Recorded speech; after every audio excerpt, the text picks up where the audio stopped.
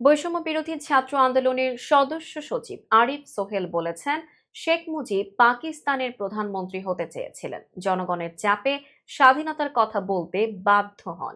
সোমবার মহান বিজয় দিবস উপলক্ষে বিজয় র্যালি শেষে কেন্দ্রীয় শহীদ মিনারে দেয়া বক্তব্যে একথা বলেন তিনি। আরিফ সোহেল বলেন, যুদ্ধের সময় ভারতে পালিয়ে গিয়েছিলেন আওয়ামী লীগ নেতারা।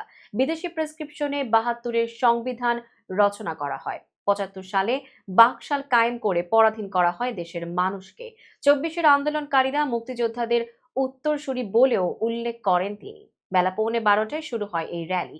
টিএসসি শাহবাগ মৎস্য ভবন প্রদক্ষিণ শেষে শহীদ মিনারে এসে শেষ হয়। বিজয় র্যালিতে অংশ নিতে সকাল থেকেই শহীদ মিনারে জড়ো হন ছাত্র জনতা। খণ্ড খণ্ড মিছিল নিয়ে আসেন বৈষম্য বিরোধী ছাত্র আন্দোলনের বিভিন্ন ইউনিটের নেতা কর্মীরা।